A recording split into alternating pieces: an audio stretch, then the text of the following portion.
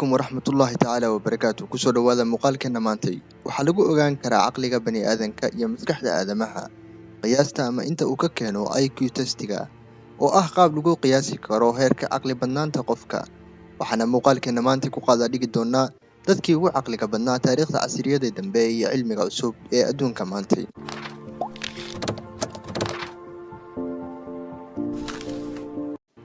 waxaa kaalinteena tobnaad ku jira Bobby Fischer waxaana lagu qiyaasaa in 3.5 milyan qof oo hal qof ay kuygiisoo kale leeyahay waxa uu ahaa ragga aadka loo dambeeyo ciyaarta jeeska ama shaxmiiseedka waxa uu ka qayb galay tartankii jeeska xilligii dagaalkii qaboobay ee adduunka waxaa ka qayb galay Bobby Fischer oo metelaya xulufada Mareykanka iyo Boris oo metelaya isna Soviyetka mana ahayn kaliya tartan ciyaareed caadi ah balse waxay ahayd sidoo kale tartan lagu ogaanayo kuma ayaa gacan sareeya waxaana ciyaartii aakhirkii guuleysay Bobby waxaana dhan tahay IQ-giisu 180 kaalinta sagaalaad waxa ku jira Galileo 18 milyan qof hal qof ayaa laga helaya IQ-giisa oo kale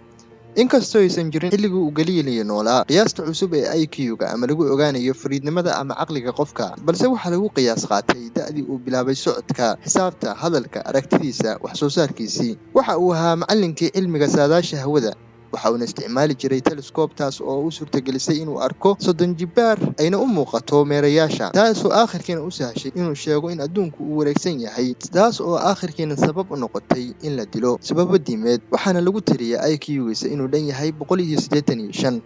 sideedna waxa ku jira Garry Kasparov mid ka mid ah dadka ugu fiican ciyaarta jeeska waxa uu kaalinta kuwaad ku jiray oo hogaaminayay muddo dhan 18 sano heer uu xataa ka guuleystay mashiin gacan ku samays ah oo ciyaarta jeeska ciyaari kara waxa uu noqday qofkii ugu da'da yaraa ee ku guuleystay ciyaarta jeeska sanadii 1985 isagoo jira 22 sano kaliya waxayna dhan tahay IQ-giisu 187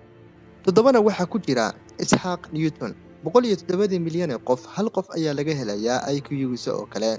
waxa uu ka mid yahay aqoon-yahanadii ugu saameynta badnaa taariikhda aadamaha ilaa haddana waxa la isticmaalaa xeerarkii cuf-isjiidka ama gravity-ga iyadoo ay ka soo wareegtay 200 oo sano waxa uu ku adkeeyay baaritaankiisu in adduunka iyo meerayaashuba ay haystaan wadiiqo ama orbit qoraxduna sahasho in orbitka ama wadiiqadaas ku wareego dhulka iyo meerayaashuba waxaana lagu tiriyaa IQ-giisa inuu dhan yahay 190 darajo kaalinta lixaadna waxa ku jira Albert Einstein 700,000 qof hal qof ayaa waxa uu leeyahay IQ-giisa oo kale waana aqoon-yahanada ugu saameynta badan adduunka aan ku noolnahay casriga kan waa asaasihii relativity-ga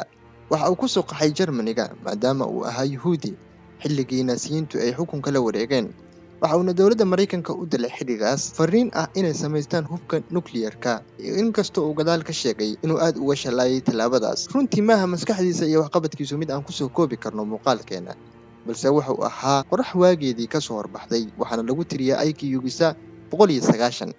kaalinta shanaadna waxa ku jira Leonardo da Vinci waxaana lagu qiyaasaa IQ-giisa 220 iyo ka badanba mana ahayn kaliya sawiryahan oo kaliya waxa kale uu ahaa engineer chemistry-yahan geologist iyo xisaabyahanba waxa uuna ahaa ninkii ugu horeeyay ee alifa parachute-ka diyaaradaha iyo dabaabadaha waxa uuna ahaa maskax waqtigeedii ka soo hordhacday kaalinta afraadna waxa ku jira Johnson waxa lagu tiriyaa inuu yahay dadka ugu IQ-ga sareeya adduunka aan maanta ku noolnahay waxayna dhan tahay IQ-giisa 230 waxaana aad ugu fiican yahay xalinta xisaabaadka aadka u qalabsan waxaana lagu tiriyaa inuu ku biiray heer jaamacadeed oo xisaabta la xiriirta isagoo 9 sano dhaafin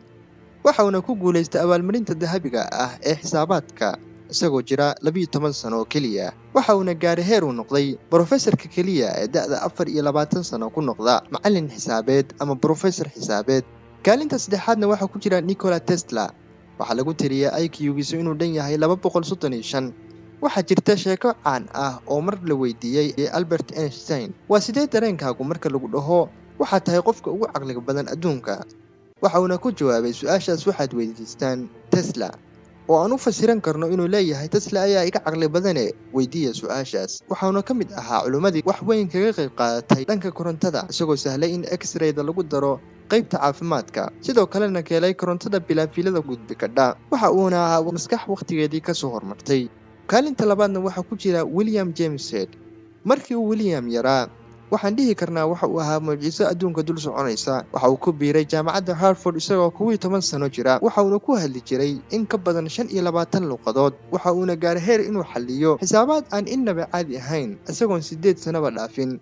waxa uuna jeclaystay inuu isaga dhex baxo dunida caanimada, waxaana lagu qiyaasaa IQ-giisa 275.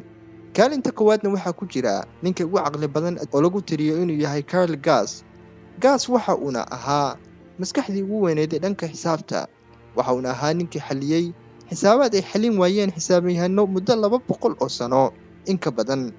waxaana lagu qiyaasaa IQ-giisa inta u dhaxaysa 250 ilaa 300. waxaan soo gaarnay guntii iyo gabagabadii barnaamijkeeni maantay. inta aan ku kulmi doono barnaamij la mid ah kan berrito insha Allah, waxaan idinkaga tegayaa Ramadaan Kariim iyo inaad ku soo biidho channelkeena kana mid noqoto asxaabta dhanka kore ee nolosha. mahadsanidin.